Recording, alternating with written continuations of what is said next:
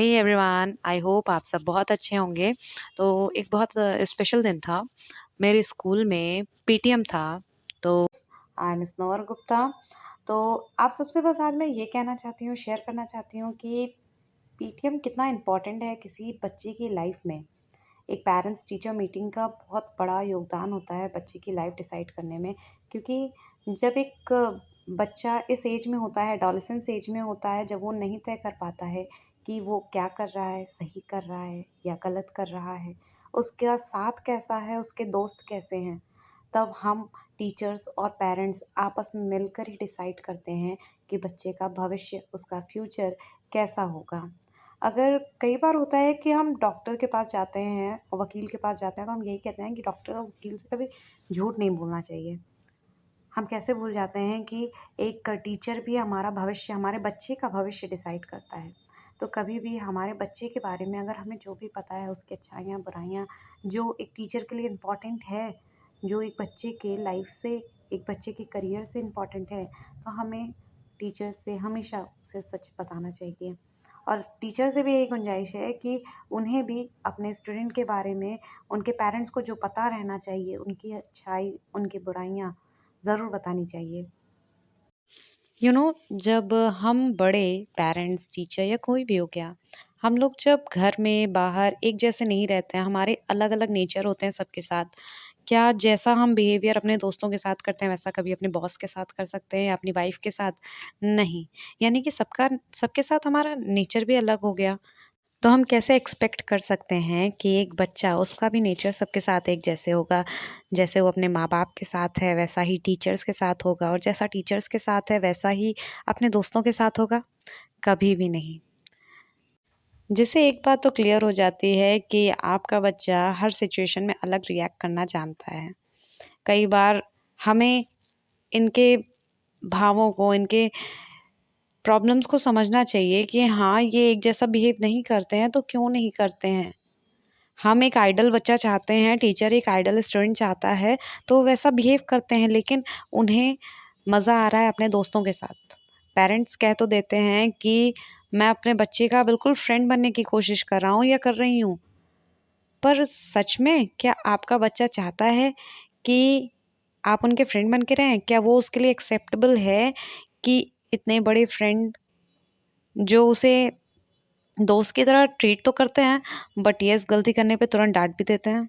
नहीं, वो अपने एज ग्रुप वालों के साथ ज़्यादा अटैच होता है, उनकी तरफ ज़्यादा अट्रैक्ट होता है। क्यों? क्योंकि वो भी उन्हीं की तरह हरकतें करते हैं। हम बच्चे की तरह हरकत नहीं कर सकते हैं।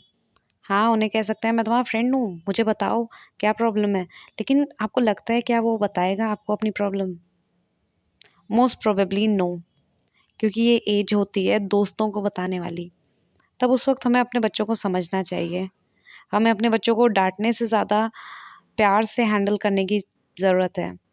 उसके टीचर्स से मिलकर उसे काउंसल करने की ज़रूरत होती है। काउंसलिंग का मतलब ये नहीं कि आपका बच्चा बीमार है या आपका बच्चा बुरा है।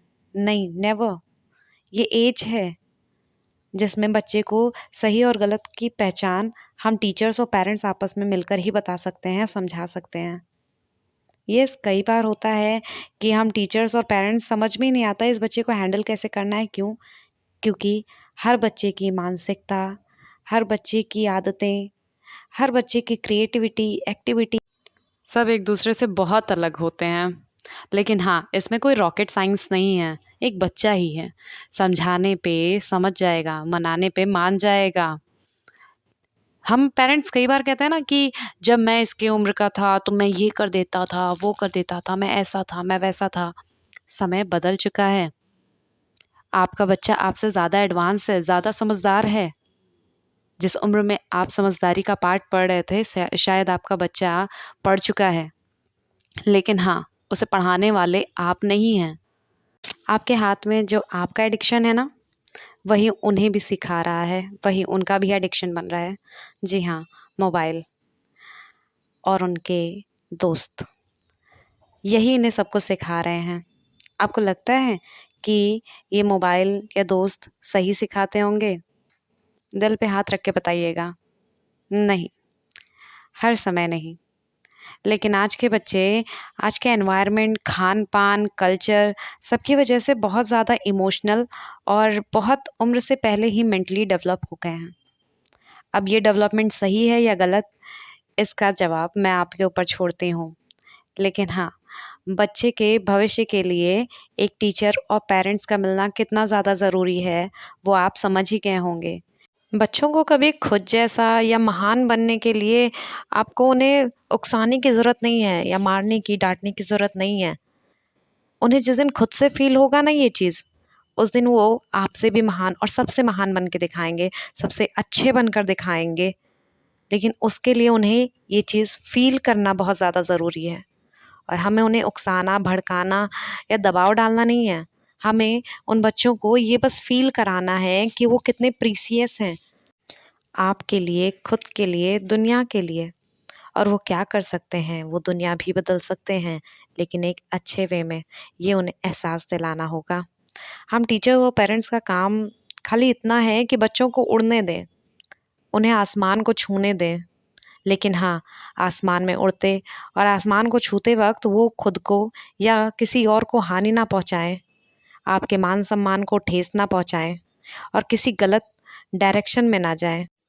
इसका ध्यान हमें ही देना होगा और इन्हें समय-समय पर गाइडेंस और काउंसलिंग की ज़रूरत है, जिसे हम और आप मिलकर ही देंगे।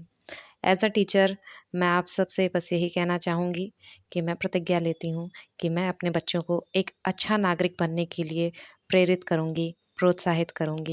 और बच्चों 2 लाइन आपके लिए भी है कि अगर आपको सूरज जैसा चमकना है, तो सूरज जैसा जलना भी, तपना भी आना चाहिए।